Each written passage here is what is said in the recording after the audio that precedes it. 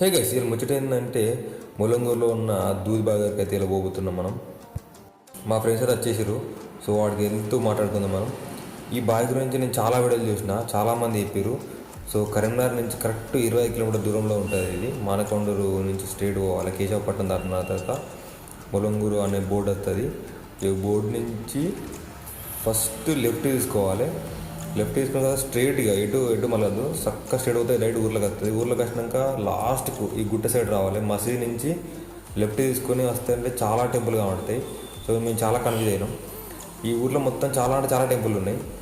అట్నే తిరుక్కుంటూ పోసరికి మాకు లేట్ అయింది. ఈ టెంపుల్కి వచ్చినాం. ఇక్కడ ఉంటే వచ్చి అనిపించింది. ఇది పాత టెంపుల్, ఇక్కడ కూడా ఏం లేదు. సో మళ్ళీ తిరిగి వెనుక వచ్చేసినాం. అసలు తిరుగుతూనే ఉన్నాం అప్పటి నుంచి. సో ఒక అమ్మని అడిగితే లాస్ట్ కూడా అని చెప్పింది. సో ఎలగందులో కోటలాగా ఎంట్రన్స్ ఉంటుంది. ఆ లోపలికి వెళ్ళాక మర్రి చెట్టు వస్తుంది. ఆ మర్రి చెట్టు కిందనే బావి ఉంటుంది. సో ఇక్కడ బోర్డు కూడా పెట్టారు. చూద్దాం ఎట్లుంటాయి వాటరు.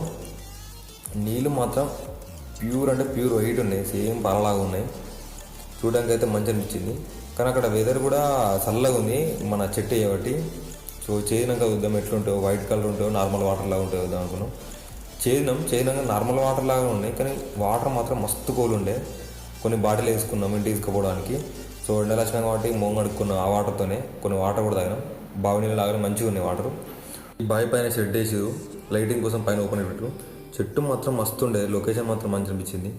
ఆడ ఫోటోలు వీడియోలు కొన్ని తీసుకొని అట్లా కొంచెం టైంపాస్ చేసి నెక్స్ట్ బయలుదేరినాం. సో ఇప్పటికే ఎండ అయిపోయింది, 12 అయిపోయింది. సో ఎండ ఎక్కువ ఉంటుంది అని చెప్పేసి మళ్ళీ రిటర్న్ అయినాం. సేమ్ ఎలగందల కోటలు ఎట్లుంటే అట్నే ఉంటాయి ఎంట్రన్స్. ఈ హైవే కాబట్టి మాకు చాలా అంటే చాలా తిరుగుడు అయింది. లేదంటే అంతకుముందు స్టేటే ఉంటుండే. ఇంటికి వచ్చేసినాం. ఇలాంటి మంచి మంచి లొకేషన్లు అన్నీ కరీంనగర్లో ఇంకా చాలా ఉన్నాయి. అవన్నీ తిరుగుదాం మనం.